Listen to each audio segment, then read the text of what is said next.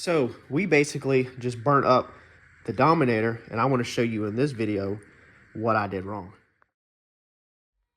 So we are coming through some issues on this car, and there's one thing that I just want to touch on quick in this video and explain to make sure that you understand when you're building your car. A very important thing that I've already touched on, but I just want to continue to show examples of why this is so freaking important. So if you recall, I think I have mentioned, or maybe I didn't, in John's video, when we first got to my shop, we did not have a trans brake.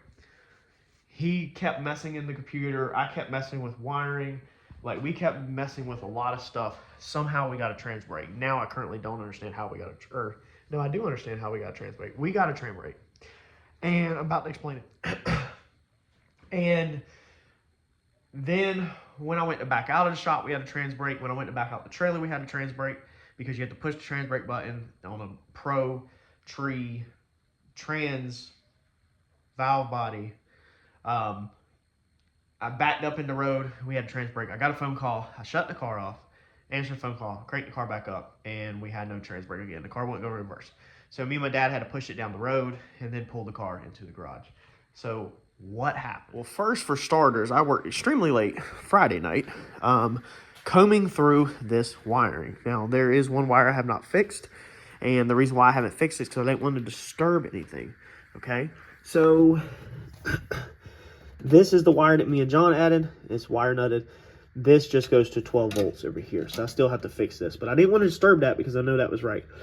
I ohmed out every single wire in here, from the trans brake button to through that harness to down here. I physically traced every wire to make sure there was no break in here.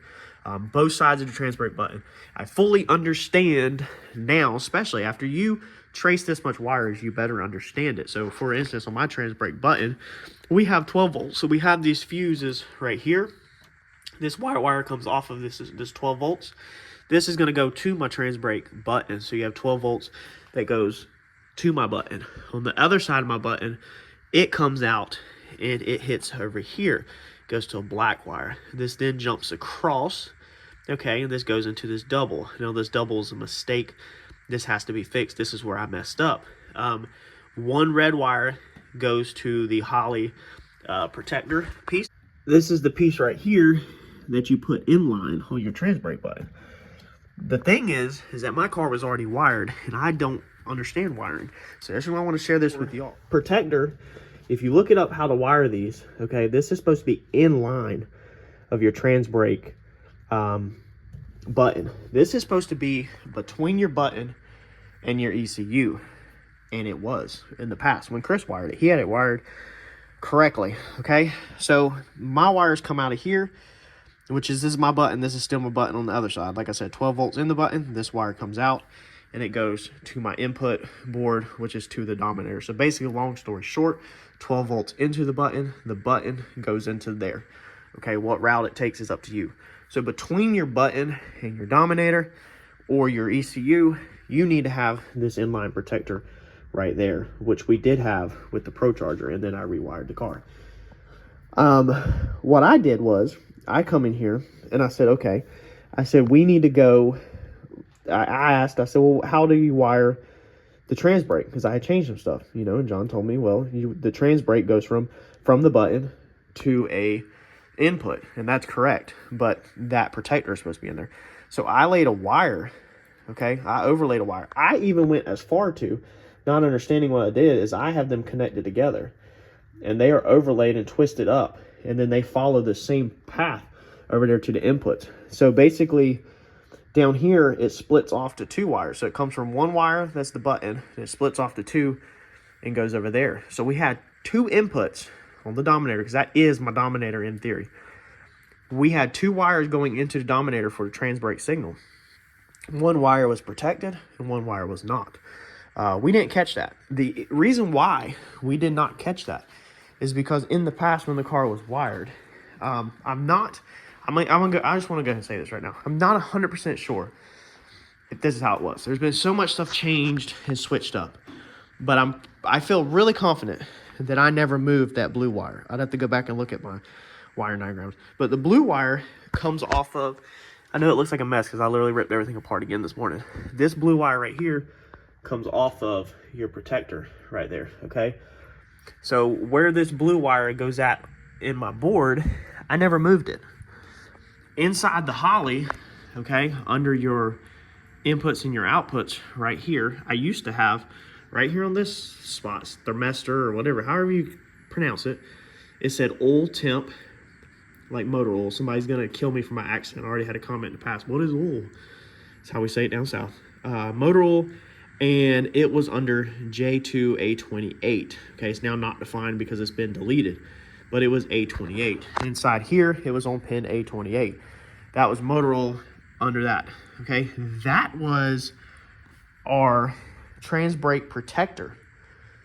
So it was not even configured correctly in here. Now, John figured it correctly whenever he come to the shop the other night.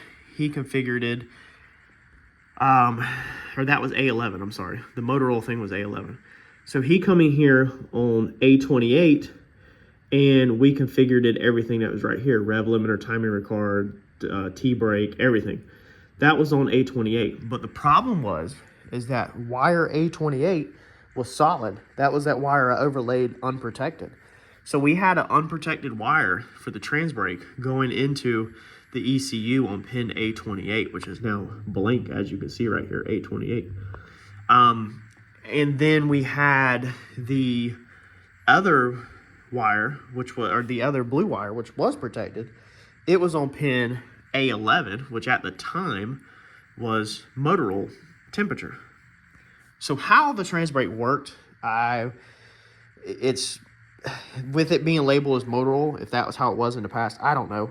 But how it worked this time was because we basically just sent 12 volts straight to our Dominator on P28. Now the good news is, I'm not lying about we burned up the Dominator, but we just burned up part of it. So basically, we burnt up pin A28 right here. So pin A28 is now pretty much fried, we're 100% sure, because it's dead. When we have the wire on this input right here, we don't get anything at all. It took us a while to figure this out. Multiple phone calls, texts, me troubleshooting stuff. So we moved it to pin A11, as you can see right here. Rev limiter 1, timing retard, all of that. That is pin A11. So now it works like it's supposed to. Whenever you turn on the car, okay, let's turn it on. And then I will hold y'all down here. I'm gonna hit the trans brake button. Trans brake works just like it's supposed to now because we moved it to another pin. So John said that sometimes when you burn up these certain pins in here, it doesn't necessarily fry the whole entire unit. You just literally burnt that channel out. You burnt that pin out. Literally can just depin this, pull the wire out that's burned on the channel, and move it to another one in the same connector, whichever one it is, move it and re-put it in, and we'll be good to go, and we'll still have all of our slots over here. But you got to look out for that kind of stuff. And this is why it's so important, okay, to understand what's going on with your car. Now, if y'all been following along with my journey, then you know that I didn't know anything about wiring. And now this go around, I have, with Chris's help, I like to give credit where credit is due. I already had a running and driving car. So a lot of stuff was there. It was just a matter of moving it, modifying it, or changing it for the turbo for it to work. With John's help and both of them, I was pretty much able to copy what Chris had, modify or move the stuff. So I think we have the wiring dilemma figured out now. I think that was the last little bump in the road for the wiring side, I hope. We have a working trans brake again. Everything should be good to go. And I just wanted to share that with y'all because now I have a pin in my Dominator that's legitly burnt up. Like I'm not lying about that. And hopefully this will save you where you won't also burn up your pin, or it could be worse and it could have fried the whole freaking Dominator. Sorry about a video that's just all talking. I knew from the start that there was no way I really could record that probably because there was just so much confusion, non-understanding, testing, troubleshooting, that the whole video would have just flat left somebody confused because I didn't have a clear path of troubleshooting. Most of the time when you teach somebody how to troubleshoot something, you have a clear path. It's here's our problem, here's what we need to do to find the problem, here's the problem. I didn't have a path. I was just, me and John, he's over the phone 2 hours away. We're looking everywhere. We're thinking anywhere from inside the computer to the wiring to we were talking about going into the valve body on the transmission for the solenoid, everything, because we didn't know exactly what the problem was. Thankfully it's fixed. Thankfully it didn't cost me no money. It kind of cost me money because now I have a burn up pin, but it'll be okay at the end of the day. We have plenty of inputs and outputs where we won't need that one. So I'm gonna go inside. Me and Harper's gonna get dressed. We're gonna go to Randy's shop and work on his car for today.